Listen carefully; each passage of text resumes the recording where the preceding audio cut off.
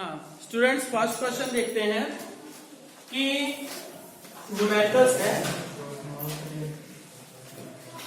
If the speed of light in vacuum is 3 × 10⁸ metre पर second, मतलब speed of light को किससे show करते हैं? सी।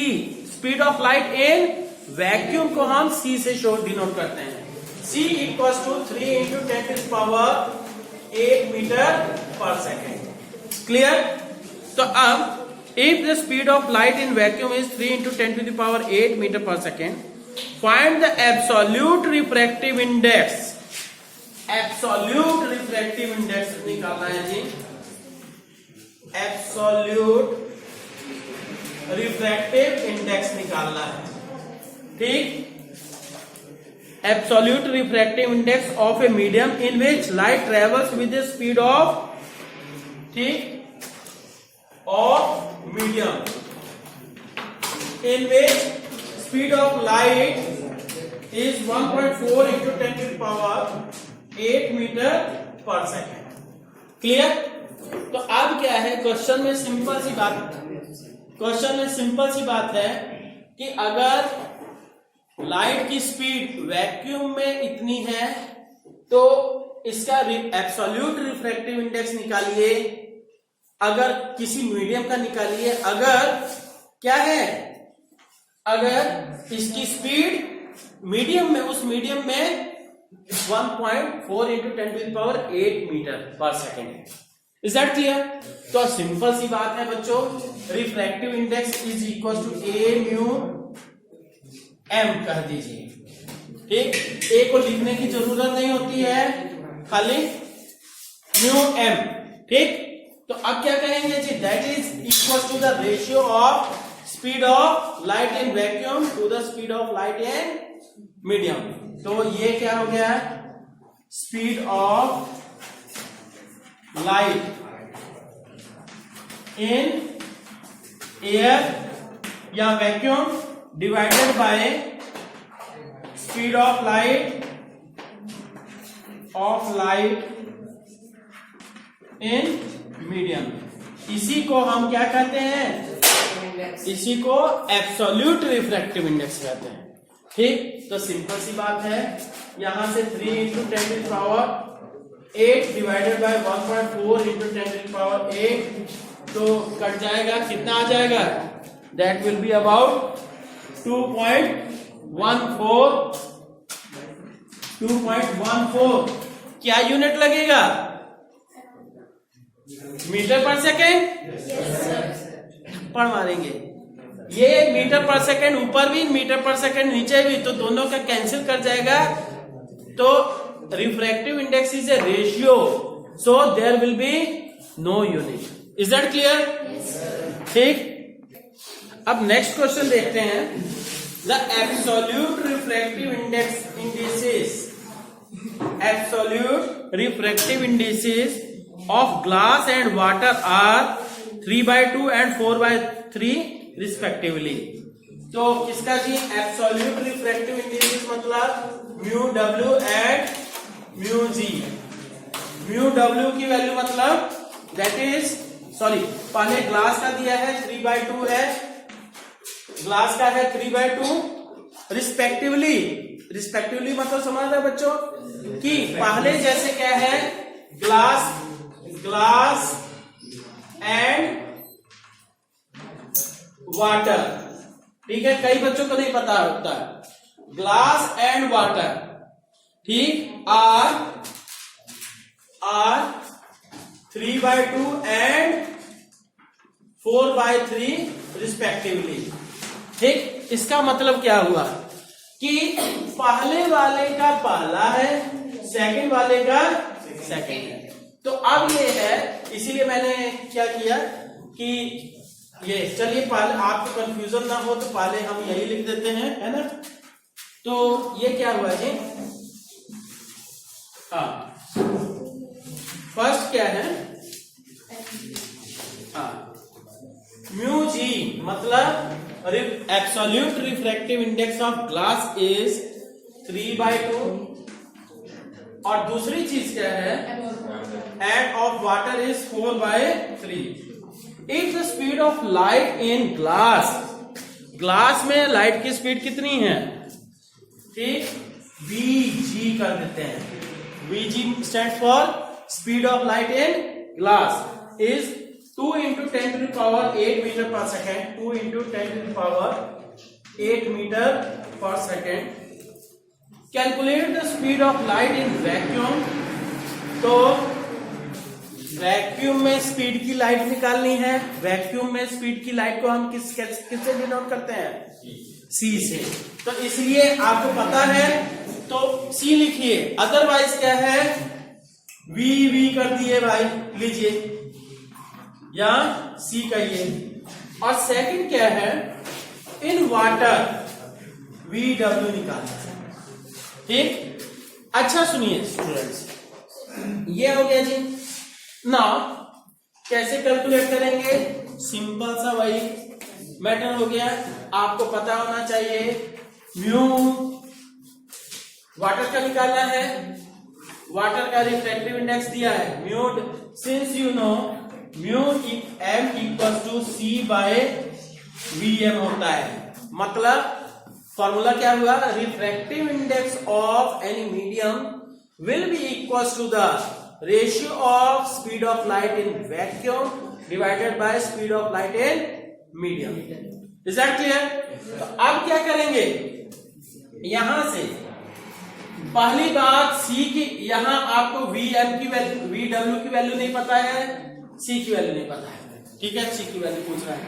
तो दूसरी चीज, और ग्लास का अगर रखते हैं तो ग्लास में बच्चों ये मान के चलना है कि आपको, क्योंकि पूछ रहा क्वेश्चन में फाइंड आउट करने के लिए क्या स्पीड ऑफ लाइट निकालिए इन वैक्यूम. तो आपको ये नहीं सोचना है कि हाँ 3 into 10 to the power 8 metre पर सेकेंड होती है. क्लियर. तो अब क्या है, सबसे पहले इस फॉर्मूले में आप क्या चीज पुट करिएगा कि निकल आए Vm into mu W, mu M. किसके लिए, स्पीड और रिफ्रैक्टिव इंडेक्स किसके लिए पता है, दोनों चीजें. ग्लास के लिए देखिए, ग्लास के लिए स्पीड भी पता है और ग्लास का रिफ्रैक्टिव इंडेक्स भी पता है, दोनों वैल्यूज रख दिए. तो देन यू कैन से ये 2 into 10 to the power 8 metre पर सेकेंड इंटू 3/2. तो ये क्या हुआ, कट गया जी. 3 into 10 to the power 8 क्या यूनिट लगेगा, हाँ, मीटर पर सेकेंड स्पीड है ना, ये मीटर पर सेकेंड. ठीक है, तो ये हो गया जी. नेक्स्ट हम बात करते हैं. ठीक, तो so you can say C equals to 3 into 10 to the power 8 metre पर सेकेंड. क्लियर. नेक्स्ट हम बात करते हैं. ठीक, नेक्स्ट क्या करना है जी, ये हो गया इतना. अब नेक्स्ट क्या पूछ रहा है कि VW की वैल्यू निकालनी है. अब आपको पता चल गया C की वैल्यू कितनी है. अब इससे क्या है, VW की वैल्यू निकालेंगे. सिंस यू नो ये अब क्या है, VW will be equal to C/म्यू W. ठीक, यही इसी फॉर्मूले से हो गया है. तो अब क्या करेंगे जी, C की value 3 into 10 to the power 8 metre पर सेकेंड और म्यू W की वैल्यू 4/3. तो 3 3s are 9 into 10 to the power 8 divided by 4. तो ये निकालिएगा तो कितना आ जाएगा, 9 ये, हाँ 9/4, यही ना. 9/4 into 10 to the power 8 metre पर सेकेंड. तो इसको डेसिमल में कन्वर्ट करोगे, 2 2 3 4 4 2 8 और 4 कितना 2.25 into 10 to the power 8 metre पर सेकेंड. ठीक है. अब स्टूडेंट्स देखते हैं नेक्स्ट क्वेश्चन क्या है. नेक्स्ट क्वेश्चन क्या है, suppose you have 3 concave mirrors. आपके पास 3 कॉनकेव मिरर्स हैं, A, B and C. A, B और सी। फोकल लेंथ तीनों की है 10 सेंटीमीटर, 15 सेंटीमीटर एंड 20 सेंटीमीटर। इसकी फोकल लेंथ है 10 सेंटीमीटर, इसकी फोकल लेंथ है 15 सेंटीमीटर और एफ सी की वैल्यू क्या है 20 सेंटीमीटर। कौन सा मिरर है जी? कॉनकेव मिरर, कॉनकेव मिरर, ठीक, कॉनकेव मिरर है। इनकी फोकल लेंथ इतनी है।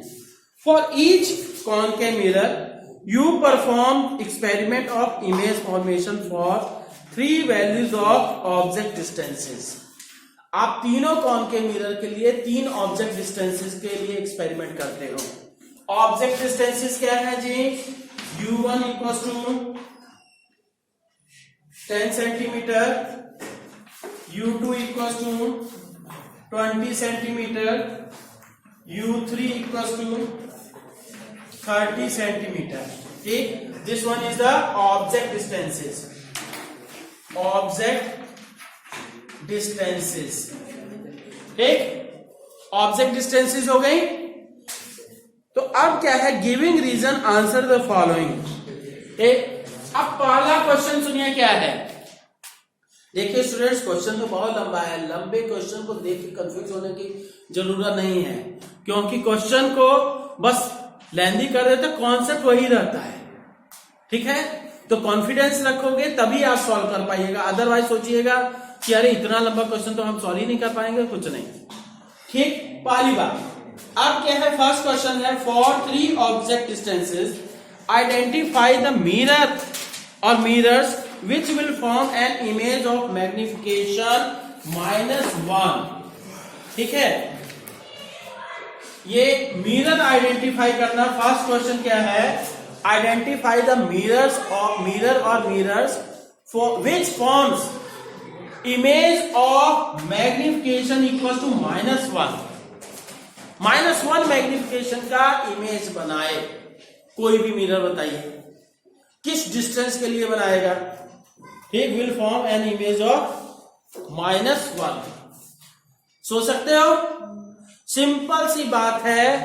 -1 शोज इसका magnitude, 1 shows HI equal to HO, मतलब height of image equal to height of object. 1 का मतलब यही हुआ। And negative sign shows, negative sign जो है इसका शोज इनवर्टेड इमेज, हाँ, रियल एंड इनवर्ट। खाली बात इन्वर्टर की बात है। अब सोचिए कॉनकेव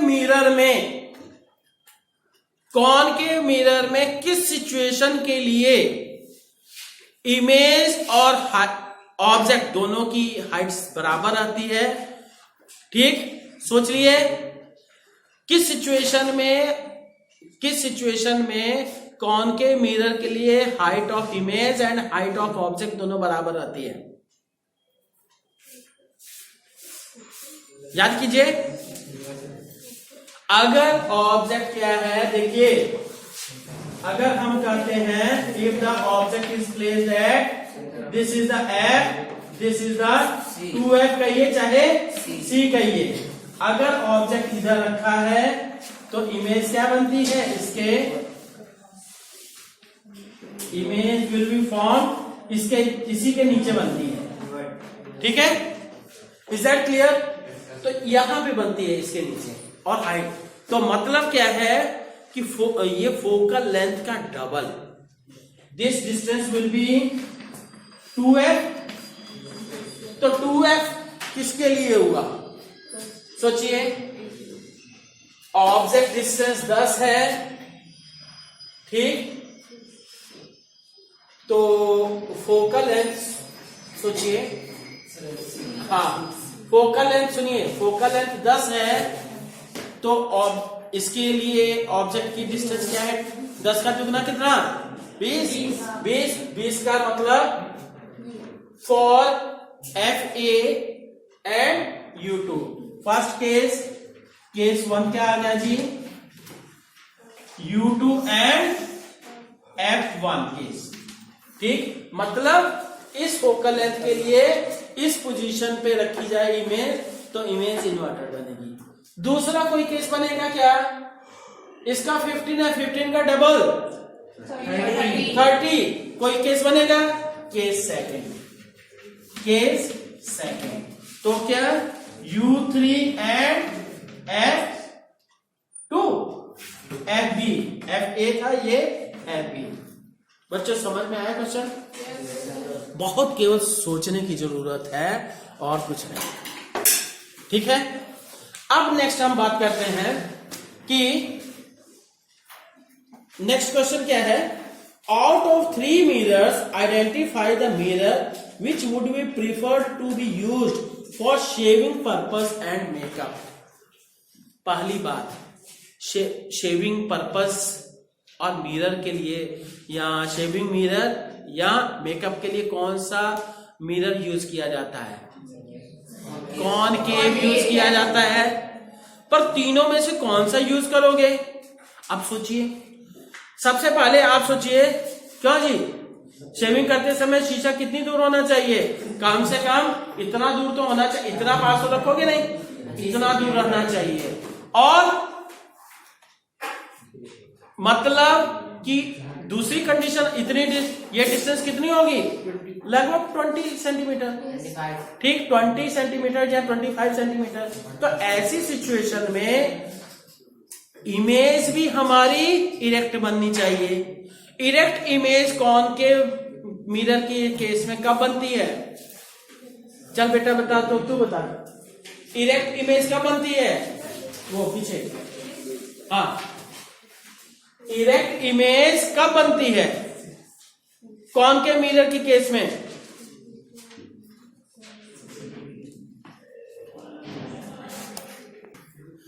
अब ये है, ये सोचना है आपको कि इमेज तभी इरेक्ट बनेगी अगर ऑब्जेक्ट पोल और फोकस के बीच में है और फोकल लेंथ हमारी इस डिस्टेंस से ज्यादा हो। ये डिस्टेंस कितनी है, मान के चलिए 20 सेंटीमीटर, 20 से ज्यादा होनी चाहिए, 25 मिनिमम तो हम 25 पे देखते हैं, 25 से ज्यादा होनी चाहिए डिस्टेंस। 25 से ज्यादा फोकल लेंथ किसकी है, कोई है, 10, 15, 20 ना सही, 25 ना सही, 20 सही मान लेते, 20 से ही तो हमें इससे काम चला सकते हैं। सो ये सेकंड क्या है, FC will be used as may be used as will be used as shaving or makeup mirror.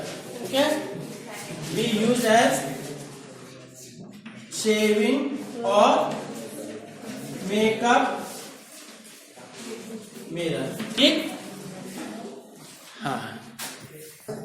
अच्छा स्टूडेंट्स, इसके बाद एक छोटा सा क्वेश्चन और है कि for the mirror B draw the ray diagram for image formation of object distances 10 centimetre and 20 centimetre.